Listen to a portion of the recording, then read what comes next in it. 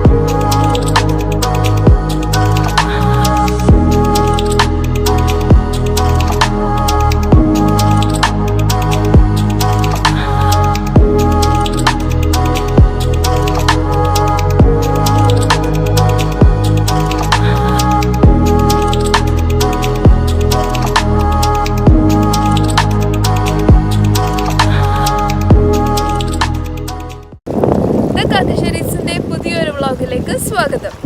Miraculous journey എന്നാണ് ഇതിൻ്റെ പേര്. അതായത് പ്രഗ്നൻസിയുടെ ഓരോ സ്റ്റേജും ഇവിടെ ഇങ്ങനെ ഡെപ്പിക്റ്റ് ചെയ്തിട്ടുണ്ട്. സ്റ്റാർട്ടിങ് കൺസെപ്ഷൻ മുതൽ ഫൈനൽ ആ ഒരു ഫുള്ളി ഫോംഡ് ഫീറ്റസ്, ദെൻ ഒരു ന്യൂ ബോൺ ബേബി. അങ്ങനെയാണ് ഇവിടുത്തെ ആർട്ട് ഫോം ഉള്ളത്. ഡാമിയൻ ഹേഴ്സ്റ്റ് എന്ന് പറഞ്ഞ ബ്രിട്ടീഷ് ആർട്ടിസ്റ്റിൻ്റെ സൃഷ്ടിയാണ് ഇത്. 2015 ഈ ആർട്ട് ഇൻസ്റ്റലേഷൻ ഇവിടെ സിദ്ര ഹോസ്പിറ്റലിന് മുമ്പിൽ ഇൻസ്റ്റാൾ ചെയ്തു. പിന്നെ അത് ഹോസ്പിറ്റൽ കൺസ്ട്രക്ഷൻ നടക്കുന്ന കാരണം അവരത് കവർ ചെയ്ത് വെച്ചു.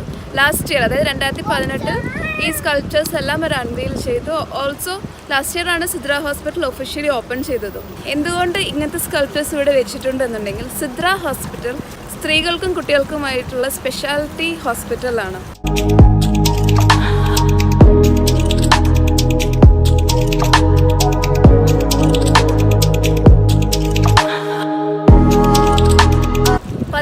സ്കൾപ്ചേഴ്സ് ഉണ്ട് ഇവിടെ.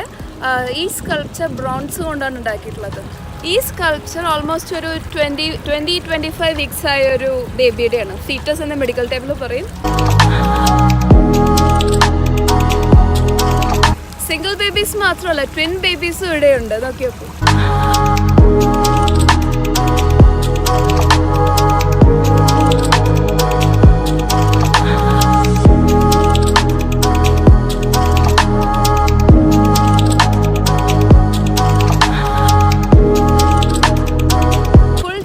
ഓൾമോസ്റ്റ് 38 വീക്സായി ഹെഡ് ഡൗൺ ആയിട്ട് ഈ ലോകത്തിലേക്ക് വരാൻ റെഡി ആയിട്ട് നിൽക്കുന്ന ഒരു ബേബിയാണിത്.